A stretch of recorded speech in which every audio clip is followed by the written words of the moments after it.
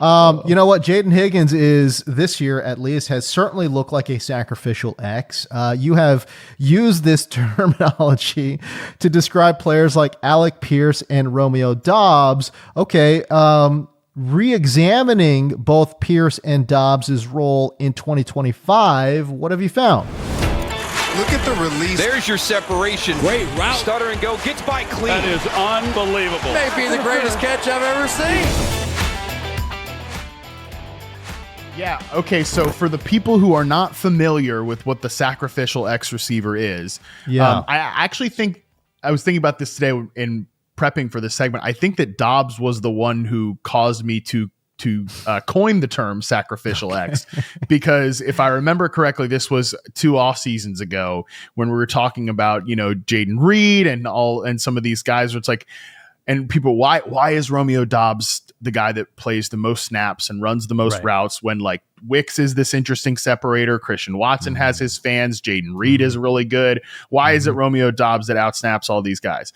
And the reason being is because somebody, for all of these players, they're doing all the fun motion at the snap. They're moving these guys around. You're doing orbit motions from the slot into the backfield, the whole deal. Somebody, because of the rules of the sport, has to line up on the line of scrimmage. And in order to also clear space for all of those guys that are doing all the fun stuff underneath for these cool modern offenses, somebody has got to run the love of the game route and just clear space out. Okay. Get that cardio, baby. Get that cardio and clear space out for your flanker slots, your power slots, your hybrid players that we love in today's NFL. Right. Somebody's got to clear that space out.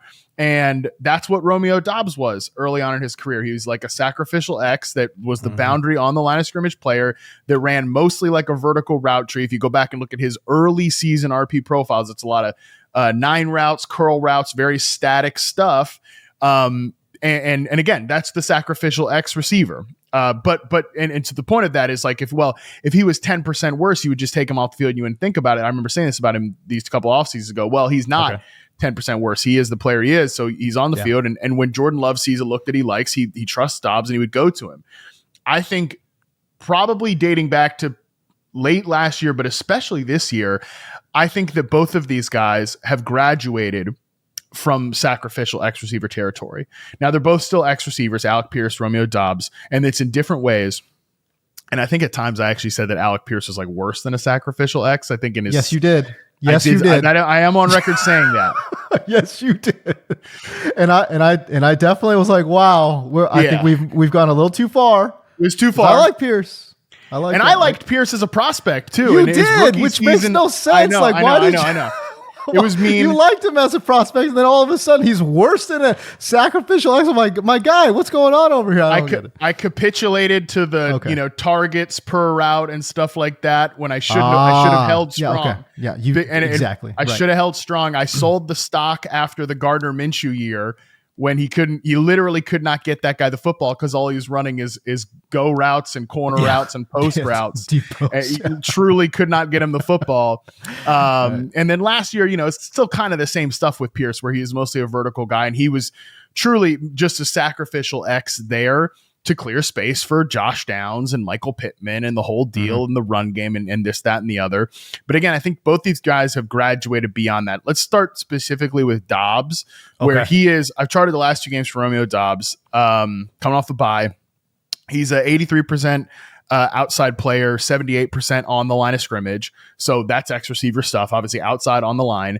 Matthew Golden is not an X receiver. None of they're banged up in the receiver room. So it's actually been pretty consolidated coming out of the bye between Doubs, Golden, and then Tucker Kraft at tight end. Wicks has been banged up. We know Christian Watson's not available. Jaden Reed is on IR. Your boy Malik Heath is like a part-time player. So Savion Williams in the mix. It's very consolidated right now. So we get a clear look at what these roles are for these guys. Doubs is the X, but man, I think he's been putting some fantastic routes on tape. I think he's been really, really good, and not just on deep kind of the static X receiver routes. In fact, in these 2 games, he's run 2 9 routes the entire games. Two. So it's actually a huge amount of like post and dig routes. 29% dig route, 12.3% post routes. Strong success rates on both. I really have been impressed with what he's done, even on slant routes as well. Releases off the line really, really well. Good man coverage ability, solid against zone. I like the way he attacks the football so much better now than he did early in his career, where he has one of the 2 or 3 highest drop rates I've ever recorded from his rookie season. He's only dropped 1 pass this year. And again, I like the way he attacks the football. He's not quite in the same ilk of some of these, Puka Nacua, Amon-Ra St. Brown. He's not a movement player, but he works the middle of the field well. And I think he's got a good attack to the football. And he's got a quarterback who is willing to rip those throws. So yeah, I just love the timing of his routes. I think he's always on the right place at the right time. He's efficient in terms of getting first downs. He is efficient with his movements. Like there's no wasted bullshit at the top of routes or breaks and stuff. Just really clean stuff from Doubs. I'm very impressed. His technique has come a long way from what he was as a rookie. So he deserves a lot of flowers, and he's pretty clearly right now, obviously, again, they're super banged up, but he's pretty clearly the most consistent player in their passing game. The other guy, of course, Matthew Golden's a rookie, and I think Golden's looked good this year. And I'd like to see him get some more big play opportunities. He probably will get some big play opportunities this week. But yeah, Doubs, good player. Really, really good player for this team. Yeah, I think Golden has flashed, but he hasn't been consistent like Romeo Doubs. And then I'll also say this too. There's something to the fact that Jordan Love just loves this guy, man. Totally. I mean, his entire career, Jordan Love has always leaned on Romeo Doubs, and there's something to that, whether or not Romeo Doubs developed as a player. And obviously you're saying that he certainly has, and him running all these dig routes against cover 2, man, like that's awesome. That's awesome stuff. But Jordan Love has just trusted him, whether that's good or bad, I don't know. But for whatever reason, Jordan Love has just trusted Romeo Doubs, whether it's a first read look or shoot, even when a play breaks down, he's like looking, okay, where's my guy Romeo Doubs at, and I think that has certainly helped here. Okay. We talked about briefly here, Alec Pierce. What has he done to kind of sort of graduate his game?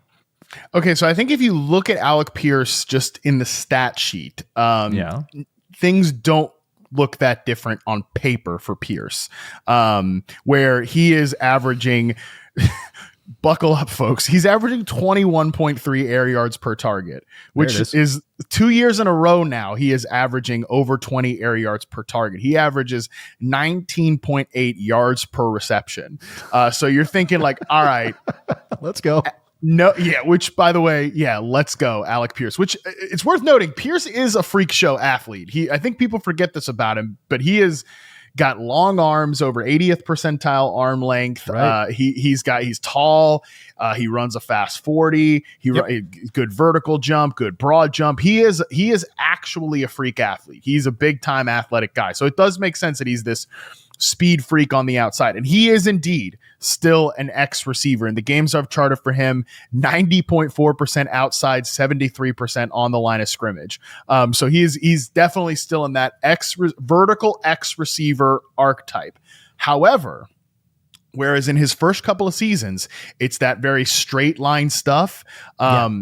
As a prospect, before I was too mean to him and called him something worse than a sacrificial X, one of the things I highlighted for him when he was a prospect was that he was kind of like the bad analysis of DK Metcalf as a prospect, where he basically he only won against press man coverage, and he won kind of deep down the field on go routes, post routes, slant routes. That's it. That's like what people thought DK Metcalf was coming into the league. That was actually what Alec Pierce was as a prospect, which there's a place for that. And it's called the Sacrificial X-receiver, which is what he was for the first 3 seasons of his career. This year, though, I think he's another guy that has made tremendous progress working over the middle of the field. In the game I charted for him this past against the Chargers, 34% dig route rate, 92% success rate. He had a lot of really impressive plays against both zone and man. He is still definitely one of those funhouse mirror players that's better against man coverage than zone coverage for sure. But yeah, like this guy definitely can win over the middle of the field now, and he's not running he's running much fewer go routes than he was previously. He's run a lot of corner routes so I think that's kind of a quarterback thing too, where they trust Daniel Jones to pin those balls on Pierce breaking out towards the sideline, but it's also just that middle of the field area. So no layups for him at all. He's got one of the highest like route depths in the league. He's still averaging over 20 air yards per target. Okay. He's still getting mostly downfield stuff, but it's not all just static go routes. It's a lot more of these big in breakers. It's kind of a little bit similar, not quite the same player, but a little bit similar to like Cortland Sutton's development as a player where he was mostly kind of a static X receiver for a long time. And then when Sean Payton came to town, he's like, I'm going to get this guy going on dig routes. And Bo Nix and Cortland Sutton on dig routes been one of the better efficient connections on a per route basis, just subjectively, in my opinion.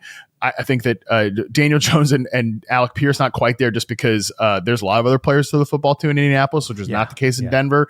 But like we've seen Pierce, I think, get a better sense of like how to break at the stem of routes and then also like shield defenders with his big ass body, long arms, the whole deal. So really impressive.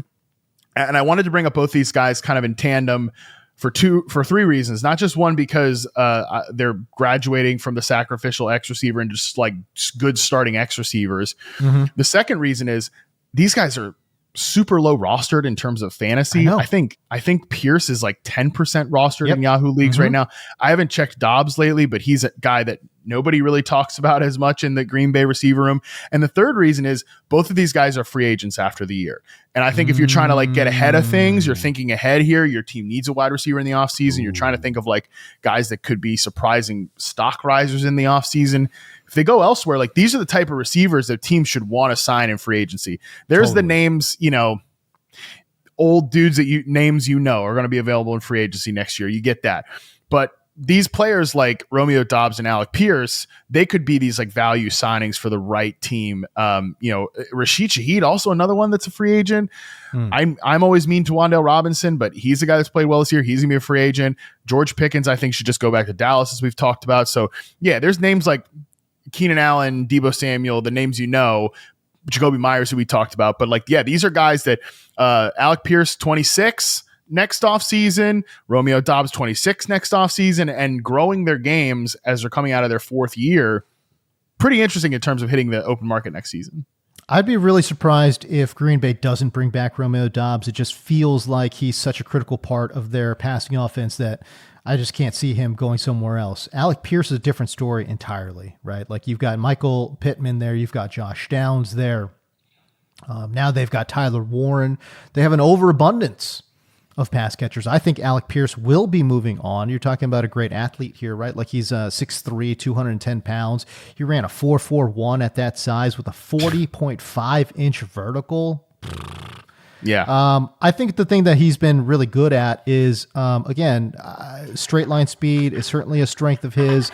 I think settling down, his deceleration has been a weakness for him, which is, I think, kind of sort of limiting what he can do as a full field guy. But again, I think he is, especially in today's modern NFL, Matt, there's two things going for him. One, there's just such a dearth of X receivers in this league.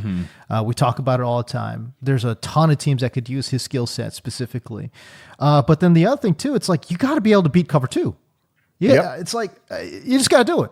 Right. And when you start talking about dig routes or like corner routes, like, okay, this is from the X position. Like, to me, it's like, man, that is exactly what teams need to be cover two, right? Like, can you get a guy that can separate on a basic corner route and go up and get that ball on the boundary? If that's Alec Pierce, that's a beautiful cover two beater, right? Like a dig route, that's a beautiful cover two beater as well, right? Like, so I don't know, man. Like, there's when I hear that, man, I just got like these like, flashes of light, like these ringing bells, just being like, yo, Alec Pierce is a very valuable commodity in today's NFL, both as an X receiver and as a cover two beater. Like, this is pretty good stuff. Again, 20 air yards a target though is wild. Though. That's crazy.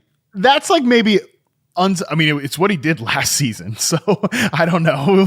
Maybe it won't change, but that is maybe something that now that this offense feels a little bit more cohesive, to say the least, from what it was last year, maybe that changes over the course of the year. But yeah, no, he averaged 21.7 air yards per target last year. He's at 21.3 this year. But again, it's being done in different ways, which I think is a testament to the player. And it's just a reminder, guys, like these are, we way too often label these players, and I'm guilty of it too. I'm raising my hand and saying that I did that to both these guys at points earlier in their career because the evidence wasn't on film that they could do this stuff. Now it is on film that they have grown their game and they've evolved. Like they can change, they can grow and they can change. And I think both these guys have, and I'm very interested to see how both of their teams value them because both these teams have also made significant investments into this position. Indianapolis, Michael Pittman's on a multi-year contract and he's having a great year. These guys complement each other really, really well. Josh Downs is somebody you should still want to invest and grow. AD Mitchell, we'll see. I think if AD, by the way, this would be they let Pierce walk, no question. If Mitchell wasn't, getting scratched on game day for blowing games, that's a separate conversation. And then in Green Bay, first round pick on Matthew Golden, third round pick on Savion Williams. Jaden Reed is good. Dontavian Wicks is someone they've still played a little bit. Christian Watson, they signed to a 1-year weirdo extension. Why'd they do that? Tucker Kraft is a baller. It's just like there's a lot of these are the two of the rooms that we've talked about so much on this show, especially Green Bay, because of the wealth and depth of options here. So it's just squaring all the roles, but they definitely are. The one of these things doesn't look like the other in the receiver room because of their X receiver abilities.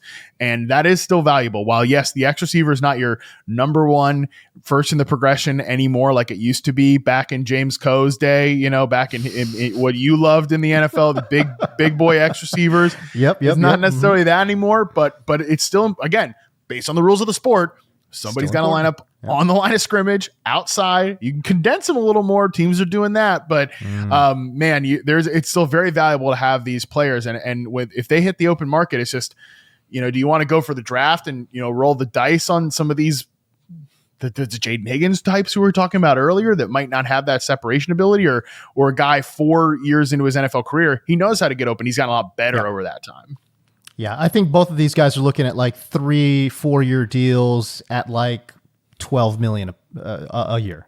I think that's probably. Yeah, I don't know. Maybe more. Like Josh Palmer signed for $10 million a year this past offseason, and like these guys are better than Josh Palmer. So no, I totally agree. No, I totally agree. But that's why I'm giving him 12 over 3-year contract, maybe a 4-year dummy deal with the fourth year. But 3-year 36. I think that sounds about right. I'll go 15 plus. We'll check in next offseason. I'll go 15 plus. I like it.